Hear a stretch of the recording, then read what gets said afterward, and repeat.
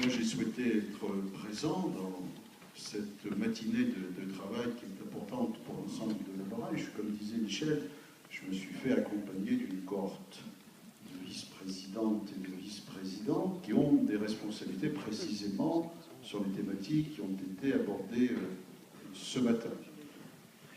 En politique, il est légitime d'avoir une vision à moyen et long terme, et puis dans le même temps, de prendre des positions sur un laps de temps qui est nécessairement plus court, qu'on appelle le court terme, et qui répond à nos possibilités. Donc on a vu ce matin un rebalayage que nous connaissons tous. Ces projets, nous en avons connaissance. Soit ils ont été arrêtés dans les grandes régions au moment où la présidence de la grande région était Lorraine, ça a été acté à Pont-à-Mousson au mois de janvier dernier. Nous avons aussi des préoccupations, et nous sommes véritablement sur les trois sujets multimodaux qui ont été abordés, c'est-à-dire le fluvial, l'aéroport. Nous sommes, celui qui concerne les liaisons ferroviaires, nous sommes en plein dedans. Nous sommes partenaires de tout ce qui touche aux investissements portuaires dans la première phase, tel que cela a été indiqué. Nous sommes en responsabilité de gestion de l'aéroport de Metz-Nancy-Lorraine, et sur la question du ferroviaire, nous sommes directement au cœur du sujet, puisque nous avons à traiter et à gérer le TER, et y compris dans la question de l'interconnexion qui a été évoquée tout à l'heure d'une façon allusive sur le positionnement de Vendières. Par rapport à nos concitoyens, parce que nous avons balayé loin ce matin, nous avons balayé jusqu'en 2050 et au-delà. Il serait important qu'à côté de ces projets soient inscrits des réalités budgétaires, parce qu'on est quand même, dans l'instant où nous sommes, confrontés à ces réalités budgétaires que nous trouvons traduites d'ailleurs dans la commission Duron. Dans le premier schéma SNIT, qui recensait à peu près 242 milliards d'investissements d'infrastructures, ce qui était hors de portée de la société française, la commission Duron est arrivée au résultat que l'on connaît, mais je considère personnellement que la décision définitive ne dépend pas de la commission Duron, ni même du gouvernement. La décision ultime politique relève du Parlement. Donc ce type de débat, il doit être conduit au sein du Parlement, Assemblée nationale et Sénat, sur la base de propositions qui peuvent être faites par la commission Duron et acceptées le cas échéant par le gouvernement. Mais j'estime que la responsabilité politique ici relève effectivement du Parlement. Sur la première période de SNIT, 4 projets lorrains étaient identifiés. La finalisation de la ligne grande vitesse deuxième phase, il y avait le Rhin-Rhône, il y avait la desserte ferroviaire vers le sud et la question de l'A31. Nous en retrouvons 2 aujourd'hui à peu près actés, c'est LGV2, forcément, qui ira à son terme pour 2017. L'A31 est dans la deuxième phase, c'est-à-dire dans l'hypothèse de financement à hauteur de 30 milliards d'euros. Ça suppose que l'agence de financement des investissements de transport, le FIT, contribue à hauteur de 400 millions supplémentaires dans chaque exercice. Il faut se battre, en tout cas pour nous Lorrains, que dans la première phase soit réintégré le traitement de l'A31 depuis Dieulouard jusqu'à la frontière luxembourgeoise. Ça me paraît une exigence autour de laquelle il est possible de se rassembler. En tout cas, c'est la position du Conseil régional et c'est la position que le Conseil régional a défendue, comme les collègues l'ont indiqué ce matin, dans la sollicitation par le préfet de région, dans le cadre de la mission qui lui est confiée par le Premier ministre de ce pacte 2014-2016.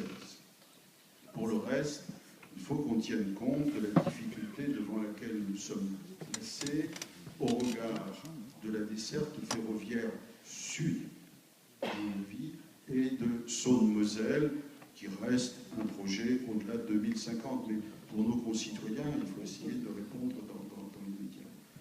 Et ça me permet à la fois quand même, ça c'est un sujet de préoccupation, cette question de desserte ferroviaire, parce qu'on voit bien que la liaison que nous entendions opérer sur le Rhin-Rhône, il est, à mon avis, ça serait, on peut raconter ce qu'on veut, mais ça ne sera pas retenu dans l'instant. Ça ne sera pas retenu dans l'instant. Donc on peut le regretter, on peut dire il faut se battre, on se battra, mais la réalité nous conduit à dire quelles sont les positions que nous allons prendre par rapport à une réalité. Je crois que la politique, c'est quand même aussi dans le réel. À un moment donné, et il y a des choix, il y a des sélections, il faut qu'on soit en pleine responsabilité par rapport à ça. Vous avez dit des sélections, hein.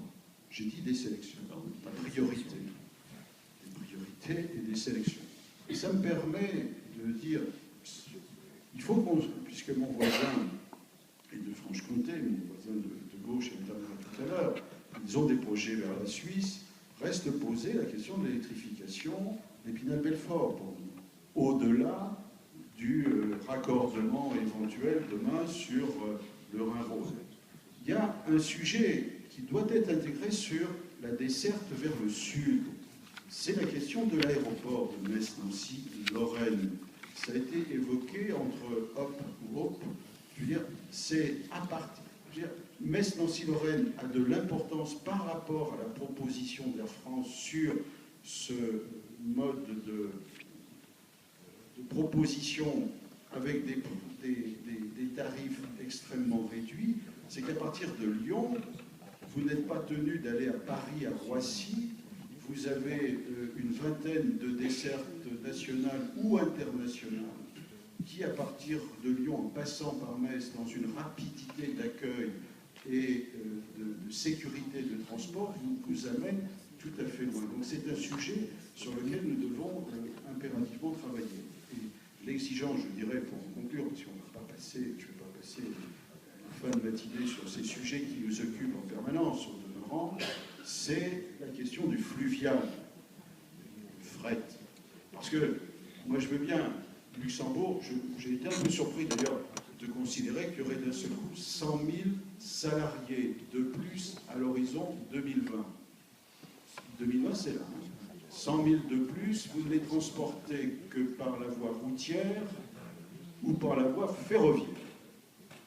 Or, la voie ferroviaire est très étroitement liée aux investissements que le Grand-Duché doit réaliser dans un moyen terme sur le doublement de la voie entre Bétambourg et Luxembourg, mais rien ne sera réglé.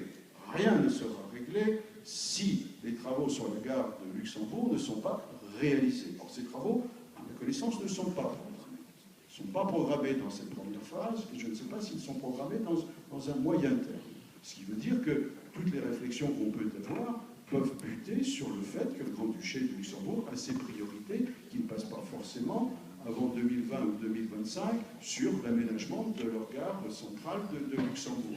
Donc il reste le routier, le ferroviaire, sur des possibilités de cadencement, donc augmentation des capacités d'accueil de nos voitures, donc investissement nouveau, parce que sinon on ne saura pas toujours. Mais la vraie question sur le transport, elle sera sur la Sarre et sur la Rhénanie-Palatinat, mais surtout sur la Sarre, où la baisse démographique va appeler plusieurs dizaines de milliers, à mon avis, de ressortissants lorrains à aller du côté sarrois, ce qui nous pose, nous, le problème de la formation, de la qualification, etc.